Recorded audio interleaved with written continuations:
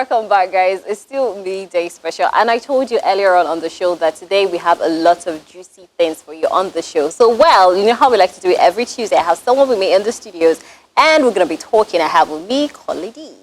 Hello, everybody. How you doing? I'm very well, thank you. Endurance. Yes. Yeah, Miss Endurance. Excuse me? Are you so sure? Single ladies, all the single ladies. Oh my God, I'm being shady. I will have a ring. I will get a ring, guys. I will get a... Oh, God. Okay, well, he's a songwriter, he's an artist, and he's a medical doctor. Yes. So that's how I want to start with. What's up? What are you doing here in the first place? Like, what are you doing? I'm here for an interview with Okay, a lovely why? Miss Endurance. Because, I want to talk about myself and, inspire somebody, I think. Okay, so tell us about yourself. Well, I am Kollydee. That's my stage name, but my full names are Kollydee Tolulope. Okay. I'm from Ekiti State. Wow. Yes. That's where my mom is from. Hey, we're talented and we're well educated. I cannot speak the dialect. Serious? You can't? I can't. It's ridiculous. Don't worry. It's not. Even my Yoruba is terrible. So. You're a medical doctor and you're a songwriter. So let us dwell on that medical doctor part. I know that the medicine world, the medical world can be very tasky, can be very straining and all that. So how come you're here doing music? It's about passion. Before I decided to be a doctor, I've always been singing since I was a child. Okay. I just didn't know I was going to end up doing it professionally at a point. So even I went to medical school. Before I left medical for Nigeria for medical school in Ukraine, I was in Kollydee University studying a different course entirely. And even at that, I never thought I wanted to do music ever in my life. So when I did a year in Covenant, and then the opportunity came to travel out of the country to study medicine, and I grabbed it. And I was in medical school already in my second year before I always sing. I've always been singing. And then I was like, you know what, it was boring a bit when I was in school then, because I'm like... What was boring? School was boring or singing was boring? It was a new environment. Okay. So it was like, aside school, what else are you doing? That's what the question was for me then. So it was like going to school, you come back, sleep, read. So it was the same pattern. And then I thought, how about I start recording music? And I started recording music in my room on my laptop. And from there, I was getting gigs here and there as a student.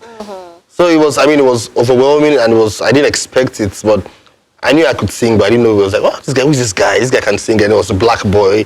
And like, Choni. That's what they call blacks Choni in Ukraine. Okay. So it was interesting for the white people to see a black guy that was doing something different aside studying. So I would get a lot of gigs. And that's how Kollydee came about, basically. Okay, so what's the concept of the name? Why do you call yourself Kollydee? It was high school. Kollydee. My name is Kollydee, first of all. So I think every color has this Kolly. And then I had this girlfriend in high school. It's always about the girl. Yeah. So they kind of merged our names together, and then it was Kollydee something.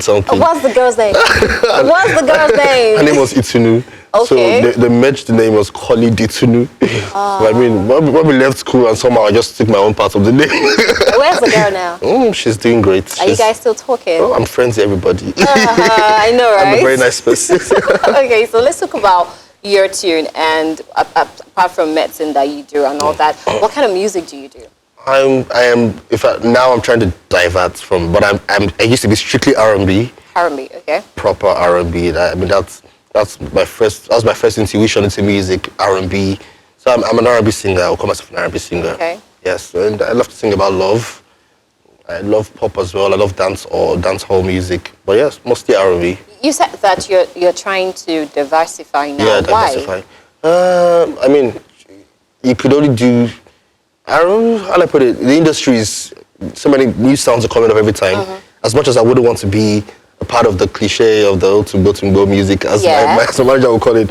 But I really want to be able to blend my R&B influence with African sound. Okay. So maybe I'm not Dutch, I'm the Afrobeats. I'm probably not doing Shaku, but I'm doing something that the ordinary person on the streets can listen to and still relate with, Or like R&B, sometimes it could be R&B could be very American at times, which is a challenge that I have. A lot of people hear me like, oh, are you a Nigerian singer? Are you an American? And I'm like, I'm Nigerian. So I want people to get that Nigerian factor from me when they hear my songs. So do you think that people can't get the Nigerian factor from you when you say, look at Daria Tolade, for example, he's an R&B singer, and he's still doing that, and people buy songs, they listen to it. Do you think people wouldn't see your own identity in your tune? I don't know. I mean, back then when Dari started, I don't know, I won't say when it started, but 2008, 2009, 2010 in the industry, I think I'll call it an experimental phase. All kinds of music was accepted as at that time. I know when he brought out Not the Girl, in my opinion, then, I mean, Not the Girl was playing everywhere. On every single place. I mean, even at parties, and you're like, how is this slow song playing at the party? But I don't know, now it's like a different kind of vibe. It's like, it's all they want to hear now is dance music, and, you know, everybody wants to just gyrate. So you think that, I remember that time, 2009, 2008, you can actually listen to different kind of songs on the streets and all that. Don't you think it's because of the substance, the content that comes with the song? Exactly. So what if you do that kind of content? And do you think people will listen to it? I mean, I'm thankful for my fans. I do have fans that are devoted to my music. People that cry, Kollydee, drop songs for us, because I don't release music all the time because of work. And I mean, I'm thankful for my fans, but I mean, I'm not trying to say, even if I diversify, I'm not reducing my content in any way. It's just giving a more relatable sound.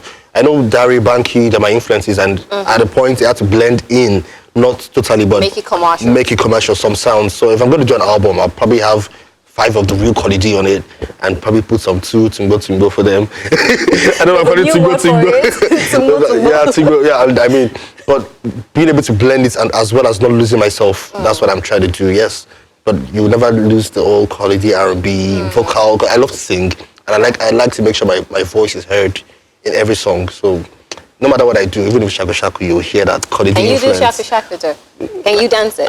I'm terrible. I cannot dance Shaku. UTS Jad too. Now, you said that while you were talking now, I picked something. You said that you do not want to lose yourself in the process of trying to diversify and make it your music sellable. Yeah. How difficult is that in the industry? It is. I would say it's. I mean, a lot of people have done it. I respect Tiwa Savage. I respect Dari, Banky. She had a scandal that it made her kind of recline into her own circle for a while. Yes, yeah. I mean, I'm a big fan, and I'm thankful that she's gotten back up and she's popping. Yeah, but I mean, the main thing is, the industry right now is, or the fans. I don't know I won't call it a problem. I don't know where it's coming from, but it's like what is on TV right now is dance music, popular music. So for me personally, I still want to stick with my own R&B influence and do my thing, but still at the same time give people a bit of what they want to hear. And I think that's how you want to sell. When you're big, you can now do what you want. And you think you can just sell? Now you mean when I'm big or you said when you're big, you can do any kind of music because you already have a platform. You have a platform and a base. Listen to you. But what I really like is to have a fan base, a big fan base that love what I do, and I just keep giving them what they want. And that is the real R&B music that I do. Okay. If I have that, I wouldn't have to diversify for any reason. But it's like a large population of the fan base in Nigeria right now, music listeners. They want to dance. They want to dance. I won't even deny that. They want to dance. But I really hope in the future I have time for music and, get real fans, the solid fan base that I require to drop the area. So are you the singing doctor? I'm the singer. Yeah, that's what they call me. Call me the singing doctor. Do you literally, I'm trying to imagine right now that you're in the hospital and you're doing your round wards and all the ward round. What do you guys call it? Ward rounds. Ward rounds. And do you sing to your patients, sing them back to recovery? What I do is, so there's this thing I actually sing all the time. I sing all the time without even knowing. I remember there was a time I was documenting. I was in my ward rounds and I was just documenting and I started singing. And the patient just came, "Doctor, you can sing, go." And I'm like, I wasn't singing.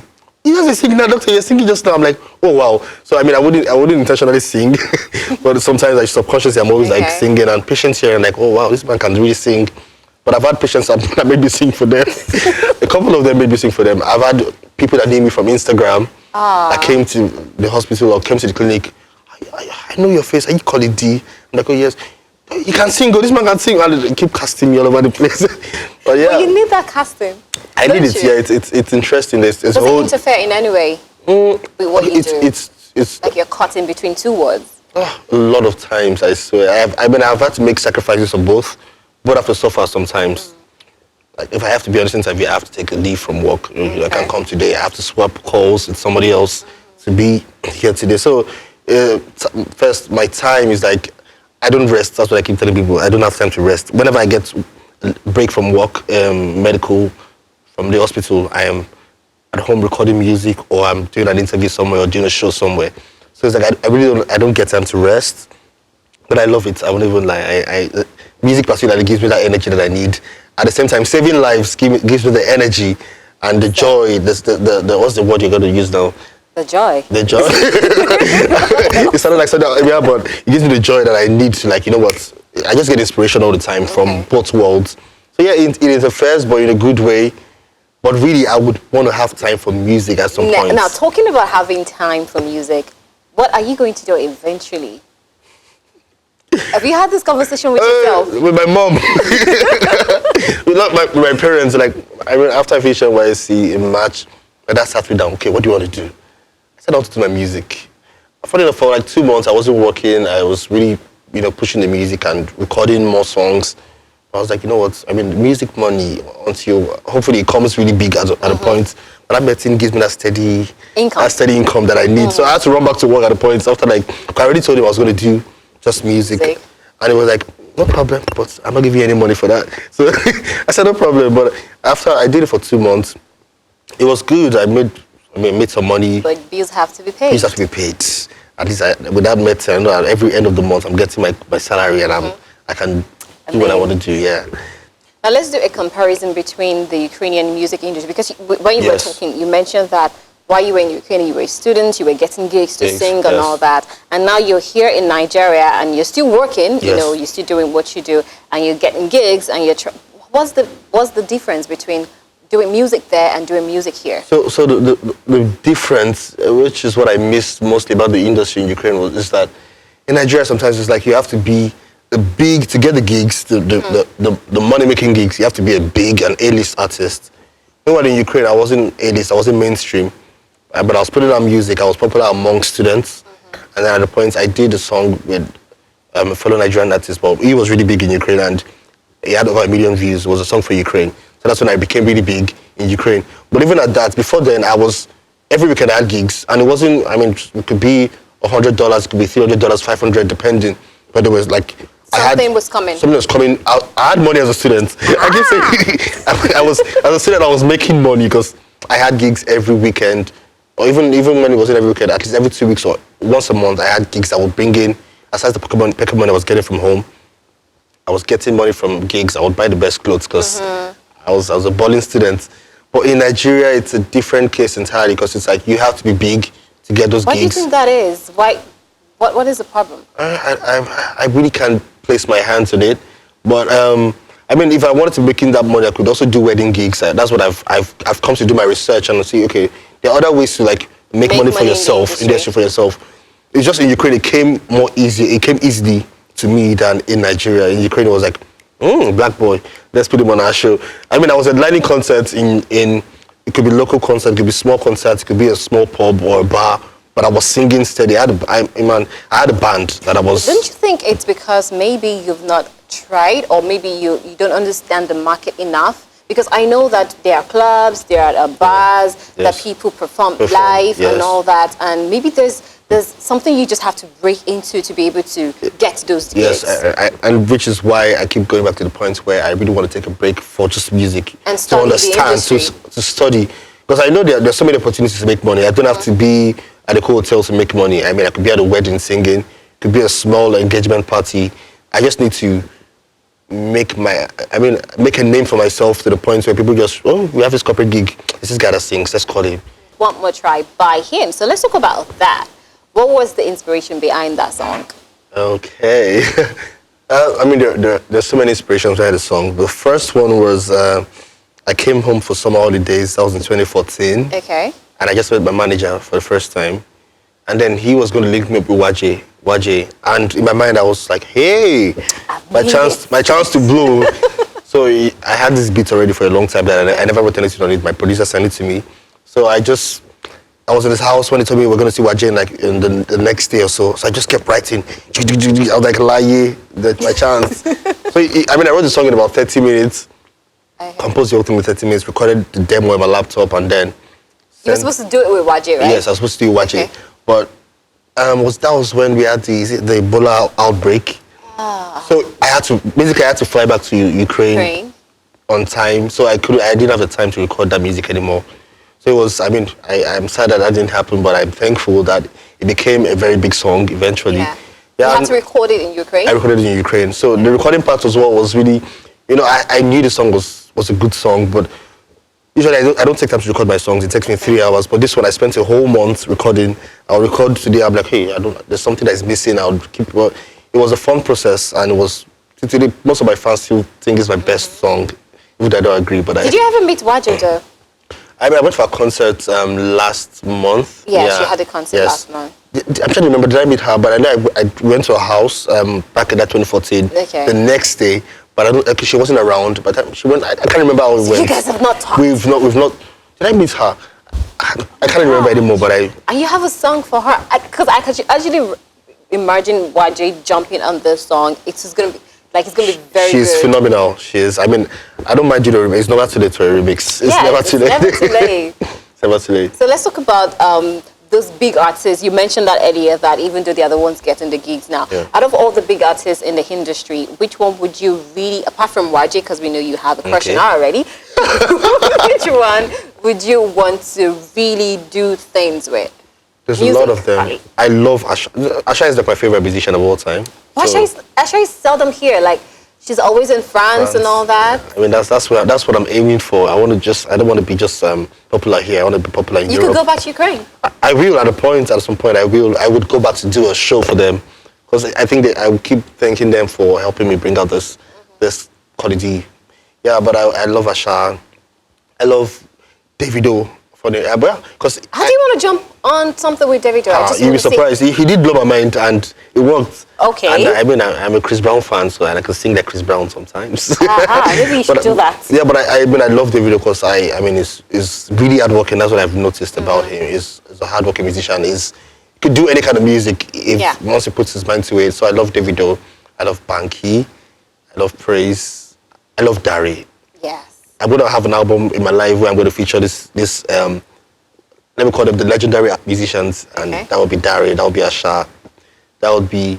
Two-Face? What about Two-Face? Oh, I love Two-Face. Onyeka Sunny Ade. You're an old soul. If you go through my music playlist on my phone, the kind of music you see there is not even music from now, it's like music from 90s downwards, Yeah, so there's a lot of them I would love to work with, but the ones that are popular now, that would be Asha. I love Tiwa. I think I love everybody. Yeah, anybody doing good music, lover. I'm a lover. Let's play a game, the marry, kiss, or slap game. So, you just give me the 3 female artists that you really like in the industry. Then you're going to tell me who you will marry, kiss, or slap. Waje is definitely your name. If I love 3 of them, I'm not going to slap any one of them. Give it to me. Okay, Waje, 1. Tiwa, Asha. Okay, so who are you marrying? Asha. She's married. To who? You didn't know? She has not married, unless she's married to me. She has not married though. She hasn't married unless she's married to me. Okay, marry Asha. Okay, who are you going to kiss? Tiwa, baby. Not just kiss and dance and grind and, My lips are sealed. So you will slap Waje? Like, really? I don't want to slap Waje, but can there be another option aside slap? Like you will slap Waje? Can I hug Waje and sing with her instead? I would slap her like Parliament Jagger, I'll slap her and then kiss her. Slap her. Okay. All right, so let's talk about your message. Now, when it comes to, everybody has something they want to be known for. Yeah. What is that thing that you want your music to be known for? Okay, that's quite deep. Yeah, we are deep people. I would like to talk about myself personally. Yeah, First of all, I'm someone that likes to be. I love to be happy at all times. So I always want to be known as the happy guy. Yeah. Yeah, was always happy doing everything, even when there were challenges. Just always smiling and just making it look easy, even when it's tough. So yeah, I like to be known as that guy. Then for my music, keep spreading that happiness through my music. Basically, I sing about love, so I love love, and I love the idea of love, and I love to be in love. Are you in love? Not at the moment. Have you been in love? Oh yeah, I have been in love. Aww. Yeah. So go away. But I want to spread the message of love, how to show love through my music, and also happiness. the true meaning of happiness, how to be happy, how to stay happy, things to do to make yourself happy. I would love to pass that, just to happiness and love, basically. If you like this video, you can hit the thumbs up button. But if you really like this video and want more content from High Impact Television, well, you have to subscribe to this channel. Also, to be super cool and be the first to see these videos, just turn on post notification. See you in the next video.